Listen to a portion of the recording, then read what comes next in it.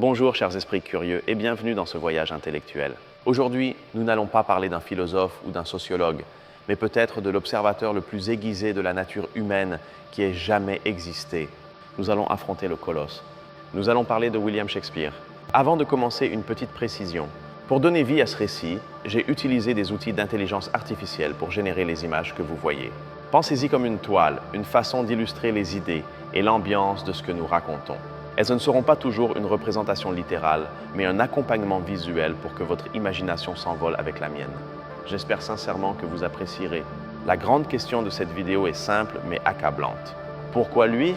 Plus de 400 ans ont passé et nous continuons à citer, adapter et discuter un dramaturge d'une petite ville anglaise. Est-ce seulement de l'inertie culturelle ou est-ce que Shakespeare a réellement décodé quelque chose de fondamental sur qui nous sommes? Pour comprendre son héritage, nous devons d'abord le séparer du mythe. Le barde de l'Avon n'était pas un génie solitaire et mystique. C'était un homme d'affaires, un acteur et un dramaturge incroyablement pragmatique qui travaillait dans l'une des industries les plus compétitives et collaboratives de son temps, le théâtre élisabétain. Notre exploration se divisera en plusieurs parties. D'abord, nous verrons le monde qu'il a créé. Ensuite, nous analyserons comment il a utilisé la comédie pour disséquer la société. Nous plongerons dans l'obscurité de ses grandes tragédies.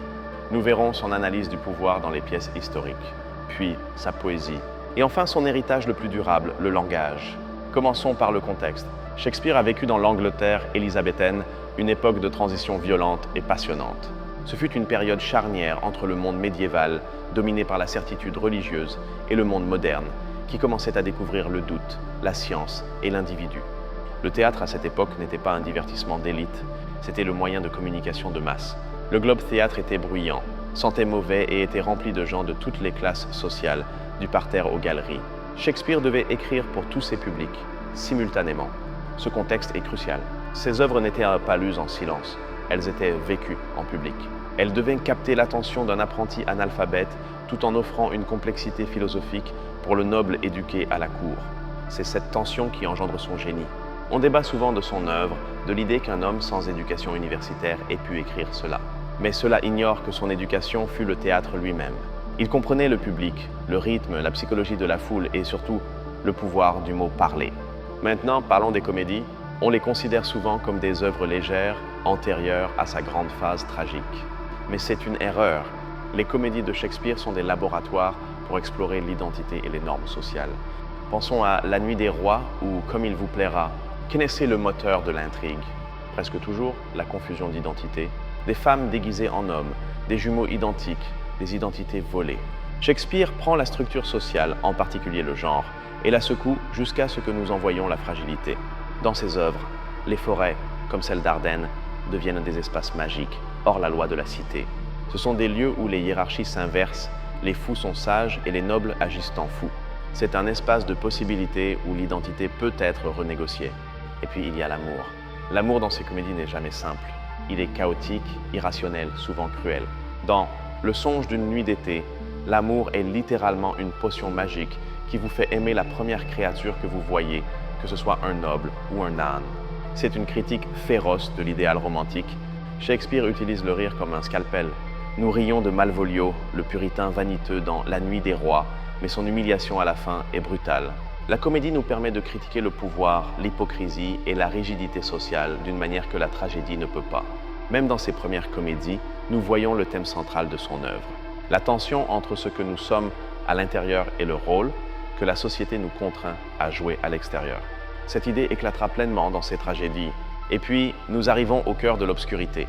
Les grandes tragédies, Hamlet, Othello, Macbeth, Le Roi Lear. Ces œuvres sont en essence la naissance de la psychologie moderne dans la littérature. Commençons par Hamlet. Hamlet n'est pas seulement un prince vengeur, c'est l'invention de la conscience moderne. C'est le premier personnage que nous voyons penser à la pensée. Son être ou ne pas être n'est pas seulement une question de suicide, c'est une question sur la valeur de l'action elle-même dans un monde corrompu. La tragédie d'Hamlet est la paralysie par l'analyse. Il voit la pourriture de l'État du Danemark, mais son propre esprit est un labyrinthe dont il ne peut s'échapper. Shakespeare crée ici le paysage intérieur, l'idée que le conflit le plus important n'est pas celui des épées, mais celui qui se déroule à l'intérieur du crâne. Ensuite, nous avons Othello. Ce n'est pas une tragédie du destin, c'est une tragédie de la manipulation. C'est une analyse terrifiante de la manière dont le langage entre les mains de Iago peut être utilisé comme un poison pour détruire la confiance, l'amour et la vérité.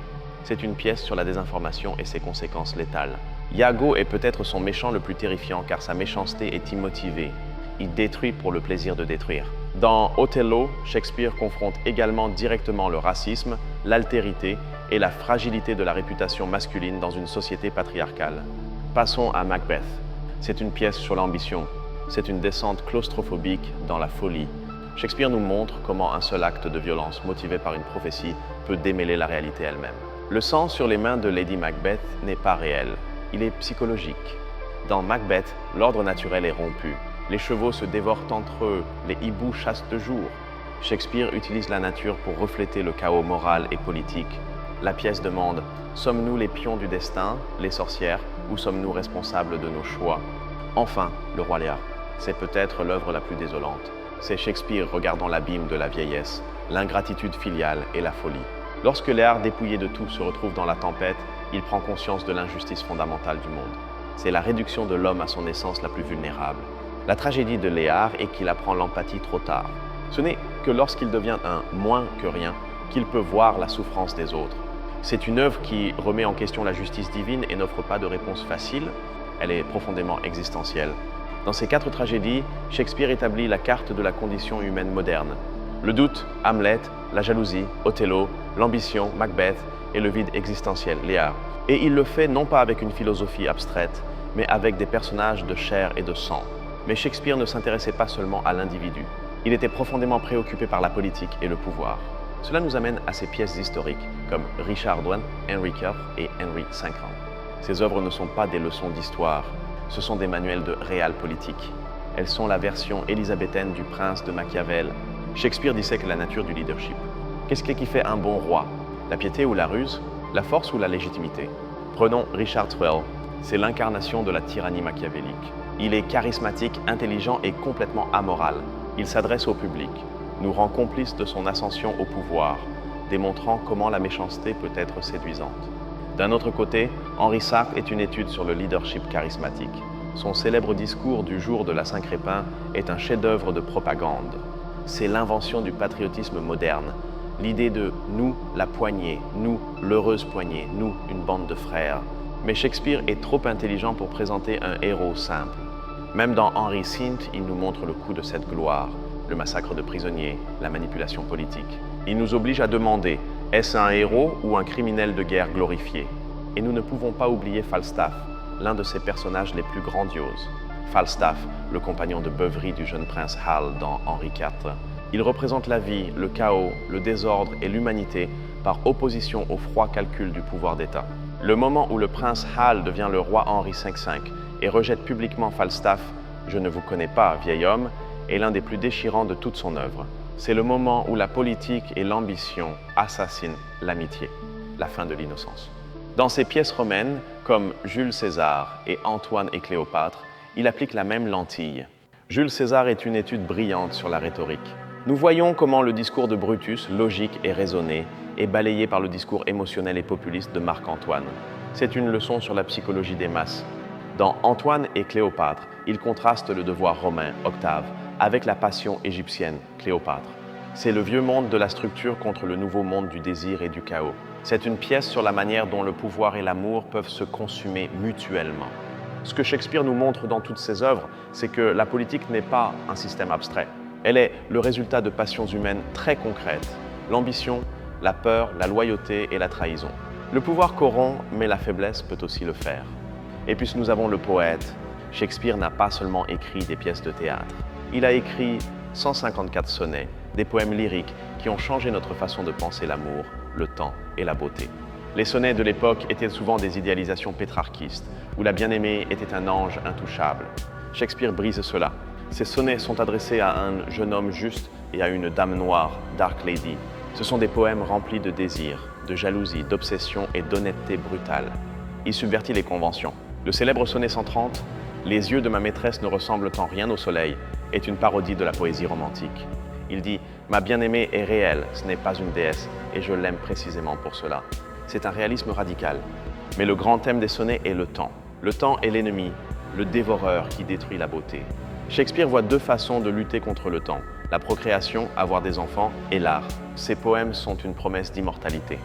Quand il écrit « Tant que les hommes respireront ou que les yeux pourront voir, ceci vivra et ceci te donnera vie », ce n'est pas seulement de l'arrogance. C'est une déclaration sur le pouvoir du langage pour préserver la vie au-delà de la mort. Et il avait raison.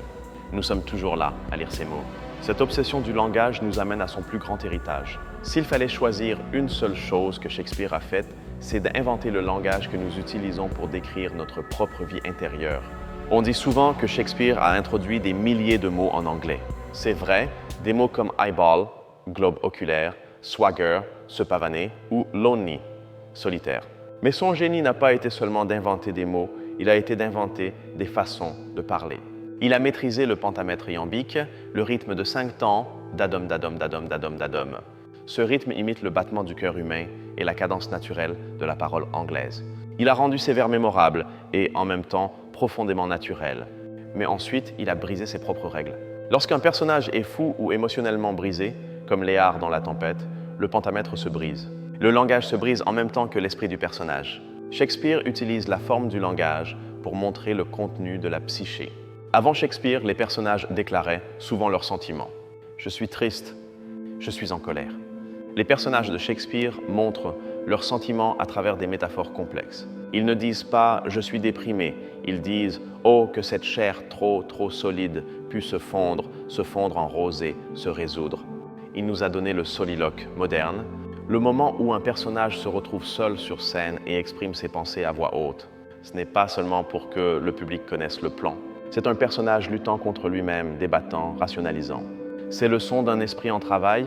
Pensez-y.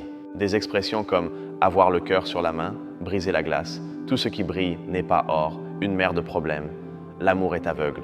Ce ne sont pas seulement des phrases. Ce sont les outils conceptuels que nous utilisons pour construire notre réalité émotionnelle. Il les a forgés. Le critique Harold Bloom est allé jusqu'à dire que Shakespeare avait inventé l'humain. C'est une exagération, bien sûr. Mais ce que Bloom voulait dire, c'est que Shakespeare a inventé la façon dont nous nous représentons en tant qu'humains. Il nous a donné le vocabulaire de l'autoconscience. Ces personnages sont libres. Contrairement aux personnages de la tragédie grecque liés au destin, les personnages de Shakespeare prennent des décisions. Ces tragédies sont presque toujours le résultat d'un défaut de caractère, d'une erreur fatale, non pas d'un dieu en colère.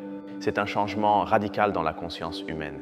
Même ses œuvres les plus fantastiques, comme La Tempête, sa dernière pièce, portent sur cela. Prospero le magicien est un metteur en scène, un dramaturge. À la fin, il brise sa baguette, renonce à sa magie, son art, et demande au public de le libérer par ses applaudissements. C'est la confession ultime du pouvoir et des limites de l'art. Et ainsi nous arrivons à l'héritage. Pourquoi Shakespeare survit-il? Ce n'est pas seulement parce qu'il est au programme scolaire, c'est parce que chaque génération trouve en lui quelque chose de nouveau. Il est infiniment adaptable. Le réalisateur japonais Akira Kurosawa a vu dans Macbeth une histoire de samouraï et l'a transformée en Le Trône de Sang. Il a vu dans Le Roi Léar un drame féodal et a créé Ran. Les structures de pouvoir et les failles humaines étaient universelles. Nous avons vu Roméo et Juliette comme une comédie musicale de gang dans West Side Story. Nous avons vu Hamlet comme une histoire d'entreprise dans Le Roi Lion. Nous avons vu La Mégère apprivoisée comme une comédie romantique de lycée dans 10 bonnes raisons de te larguer. Mais son héritage n'est pas exempt de critiques. Et il est important qu'il en soit ainsi. Les critiques féministes soulignent le traitement brutal de personnages comme Ophélie ou Lady Macbeth qui sont punis pour leur pouvoir ou leur folie. Ces œuvres sont un produit d'un patriarcat.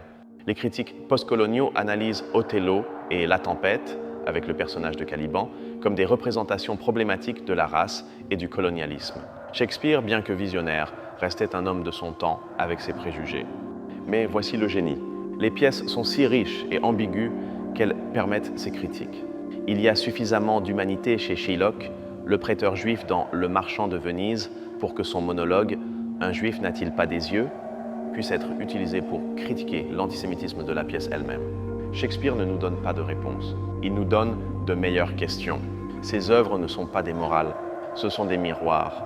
Un miroir qui reflète non seulement la société élisabéthaine, mais aussi la nôtre. Quand nous regardons Hamlet, nous ne voyons pas un prince danois. Nous nous voyons nous-mêmes, paralysés par l'incertitude.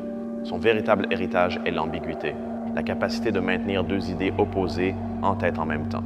C'est le beau est laid et le laid est beau. Il nous enseigne que les héros ont des défauts et les méchants ont des motifs. Freud a utilisé Hamlet pour définir le complexe d'Oedipe. Les marxistes analysent la lutte des classes dans Coriolan. Les politiciens citent Henri Schenck. Chaque branche de la pensée humaine peut trouver ses racines ou son antithèse chez Shakespeare. Alors, quelle est la condition humaine selon Shakespeare? Elle est chaotique, elle est contradictoire. Nous sommes piégés entre notre intellect angélique et nos appétits animaux. Nous sommes capables de la poésie la plus belle et de la cruauté la plus abjecte. Et souvent, en même temps, il nous montre que la vie n'est pas un récit ordonné. Elle est, comme le dit Macbeth à la fin, un conte conté par un idiot plein de bruit et de fureur et qui ne signifie rien. Et pourtant, l'acte de raconter ce conte, de lui donner des mots, est ce qui nous donne un sens. Au final, l'héritage de Shakespeare n'est pas un ensemble d'œuvres. C'est un outil pour vivre. Il nous a enseigné que nos sentiments les plus profonds, notre ambition, notre jalousie, notre amour et notre désespoir ne sont pas isolés. Ils sont universels. Il nous a donné le langage pour nommer notre propre confusion. Nous sommes, comme il l'a dit, de la même étoffe que les songes. Lire Shakespeare, ou mieux, voir Shakespeare, est un acte de découverte de soi. C'est trouver les mots pour le chaos que nous portons en nous. Merci de m'avoir accompagné dans cette analyse si profonde. Ce fut un honneur d'explorer ces idées avec vous. Si ce voyage vous a semblé précieux, considérez vous abonner pour plus d'analyse des idées qui nous définissent. Et maintenant, je vous le demande, quelle est l'œuvre de Shakespeare qui vous a le plus marqué? Dites-le en commentaire. Oh, vous êtes toujours là? Excellent. On me demande souvent par où commencer avec Shakespeare. Ne commencez pas par Le Roi Léar, commencez par l'action. Macbeth est courte, rapide et sanglante, comme un film d'action moderne. Ou Roméo et Juliette, qui reste l'histoire d'amour adolescente la plus viscérale. Et un conseil en or, ne le lisez pas en silence comme un roman. Ces œuvres ont été écrites pour être vues et entendues. Cherchez une bonne production audio ou mieux, regardez un film. La version de Hamlet de Kenneth Branagh ou Macbeth de 2015 avec Michael Fassbender. Le langage prend vie quand il est joué. Revenons aux comédies un instant. La structure de la comédie chez Shakespeare est fascinante. Contrairement à la tragédie qui commence dans l'ordre et finit dans le chaos, la comédie commence dans le chaos, identité confuse, loi injuste, et se termine dans l'ordre. Généralement un mariage ou plusieurs, mais même ces fins heureuses sont ambiguës. Dans Le Marchand de Venise, tout le monde est heureux sauf Shylock qui est détruit. Dans La Nuit des Rois, Malvolio part en jurant vengeance. Shakespeare sait qu'il n'existe pas de fin heureuse pour tous. Parlons de ces personnages féminins. Ils sont extraordinairement complexes pour son époque. Ce ne sont pas seulement des intérêts amoureux. Rosaline, dans Comme il vous plaira, est plus intelligente et capable que n'importe quel homme de la pièce. Cléopâtre est une leader politique et une figure tragique d'un immense pouvoir. Bien sûr, il y a aussi Juliette, souvent mal interprétée comme une simple amoureuse. Juliette est incroyablement proactive. C'est elle qui propose le mariage. C'est elle qui imagine le plan avec le frère. C'est une force de la nature dans un monde qui tente de la contrôler. Et Lady Macbeth, elle n'est pas simplement méchante, c'est une femme piégée dans un système qui ne lui permet pas de gouverner, alors elle canalise son ambition à travers son mari. Sa célèbre scène de « Dénude-moi de mon sexe » est un cri de frustration contre les limitations de son genre. L'universalité de Shakespeare provient aussi de sa capacité à mélanger le sublime et le trivial. Ses œuvres passent sans effort de la poésie philosophique la plus élevée, Hamlet, à l'humour le plus trivial, le portier dans Macbeth, dans la même scène. C'est ce que le poète romantique Coleridge a appelé son regard aux myriades de facettes. Shakespeare n'avait pas un style, il avait en tout ça les styles. Il pouvait écrire comme un roi, un soldat, un philosophe, une infirmière ou un fou. Et il rendait chaque voix authentique. Pensons à ces méchants. Contrairement aux méchants de mélodrame, les méchants de Shakespeare sont souvent les personnages les plus charismatiques. Iago, Richard III, Edmond dans Le Roi Lear. Ils sont intelligents, éloquents et souvent ont des arguments qui sont étrangement persuasifs. C'est parce que Shakespeare comprend que la méchanceté se voit rarement comme telle. La méchanceté se justifie elle-même. Richard III se sent justifié par sa difformité. Iago par son envie professionnelle. Edmond par sa condition de bâtard. Il nous montre la psychologie de la méchanceté.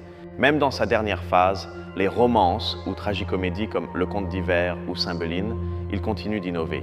Ses œuvres traitent de la rédemption, du pardon et du temps perdu. Ce sont des contes de fées pour adultes, où les statues prennent vie et les familles perdues se retrouvent après des décennies. C'est comme si, après être descendu en enfer avec Léar, Shakespeare avait besoin de trouver un moyen d'en sortir.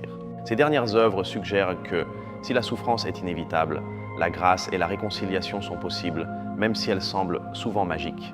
Cette étendue est ce qui le rend inépuisable.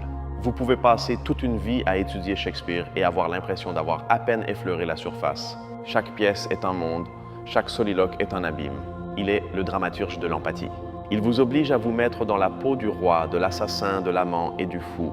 Il vous fait comprendre, de l'intérieur, pourquoi les gens font ce qu'ils font. Et dans cet acte de comprendre, nous devenons un peu plus humains. Alors la prochaine fois que vous entendrez quelqu'un dire que Shakespeare est ennuyeux, ou hors de propos, ou trop difficile, rappelez-vous ceci. Vous ne lisez pas un auteur mort, vous chargez un logiciel qui décrit le système d'exploitation de la conscience humaine. Il nous a donné les mots pour notre confusion, la forme de notre ambition et la carte de nos cœurs. Ce n'est pas qu'il soit pertinent pour nous, c'est que nous restons pertinents pour lui. Ces questions restent les nôtres. En résumé, la condition humaine, selon le barde, est une bande de frères luttant dans l'obscurité, un conte plein de bruit et de fureur, et une chose faite de rêves. Et le fait que nous puissions embrasser toutes ces idées à la fois est son cadeau final. Merci encore pour votre temps et votre curiosité. Ce fut un vrai plaisir. À la prochaine. Et si la littérature qui définit les époques vous passionne, jetez un coup d'œil à notre vidéo sur Don Quichotte et l'invention du roman moderne. Le lien est dans la description. N'oubliez pas de commenter. À bientôt